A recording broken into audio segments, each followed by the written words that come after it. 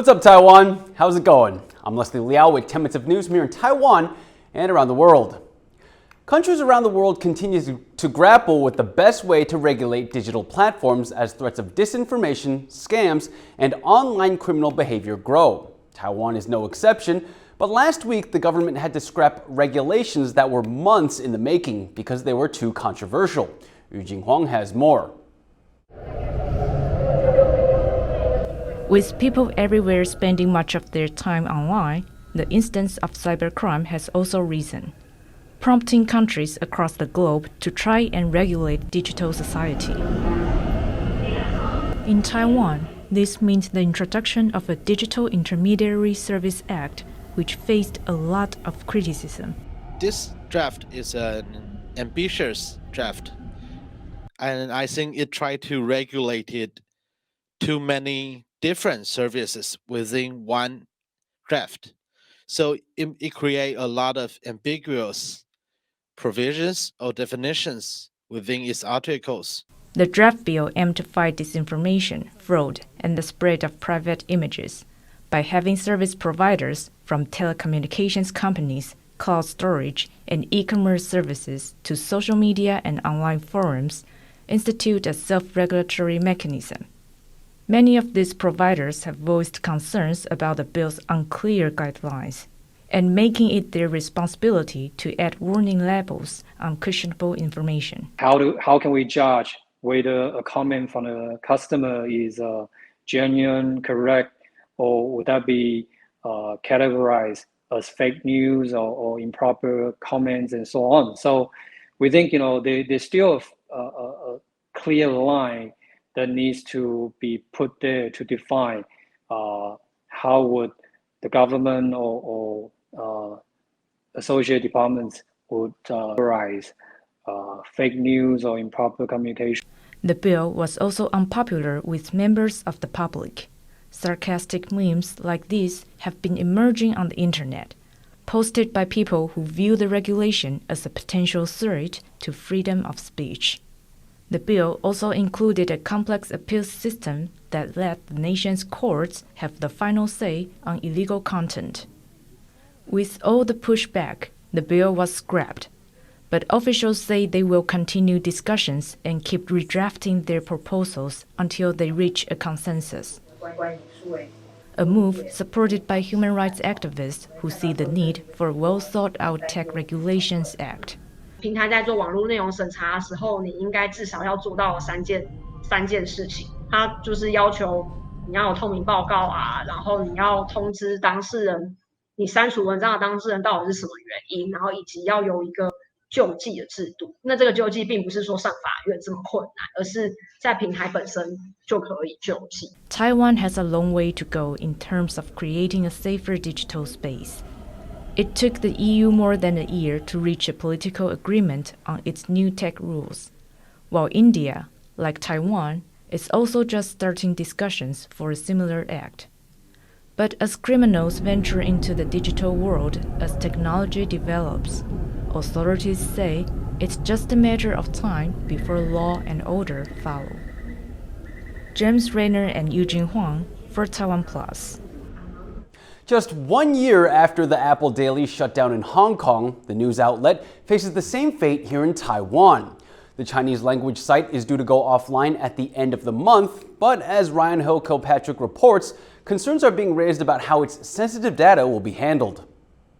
A year after Hong Kong's iconic pro-democracy newspaper Apple Daily was forced to close, its sister site in Taiwan is also set to disappear. While the Hong Kong paper was brought down by a government crackdown, the Taiwanese version has fallen victim to declining revenue and new ownership. And a Taipei-based advocacy group has raised the alarm about what will happen to the newspaper's sensitive records as the company's assets change hands. 可能交给香港法院证明某人的国安犯罪，根据这个资料来牟利，这符合当初的收集目的吗？ Singaporean entrepreneur Joseph Hua will become Apple Daily Taiwan's new owner on September 1st. With the newspaper having stopped printing last year, local media report that the site too will go offline the day before the handover. Employees are then expected to sign on to a new local firm established by Hua. with Apple Daily's founder Jimmy Lai and other executives facing possible life sentences under Hong Kong's national security law. There is much concern about how the news outlet's data will be handled. 香港警方搜索苹果日报大楼所取得的资料，好，那证明了这个匿名投稿的人的本人被按国安犯罪，这不是怀疑，好，这是现实已经发生的血淋淋的例子。Hua and Apple Daily Taiwan have issued assurances that they will act responsibly and lawfully. And Taiwan's Ministry of Culture says it will scrutinize the paper's plans to protect press freedom and national security. But with such high stakes, worries persist as the lights go out again at Apple Daily. Ryan Ho-Kilpatrick for TaiwanPlus. Last year, Taiwanese ultramarathon runner Luo Wiming took part in the world's longest foot race. He ran 5,000 kilometers in 48 days and finished in second place. This year, he wants to go one better. Stash Butler has the report.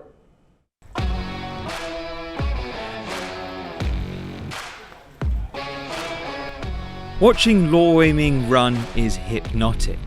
Like clockwork, he beats out a steady pace along the banks of the Danshui River in Taipei. Up and down, 80 kilometers a day. 18个小时给我跑，还可以睡6个小时，已经很好，很幸福了。那你18个小时在做什么？看看周边的看看一些花花草草，看看一些人事物，都能够让你回味无穷。Luo has been running here and in the nearby mountains every morning for the past 8 weeks, and every minute of it for one thing: victory in the world's longest foot race. Last year, Luo came second in the self-transcendence 3,100-mile race in New York. He ran more than 2 marathons a day for 7 weeks. But coming second and becoming the first man from Asia to finish the race wasn't enough for him.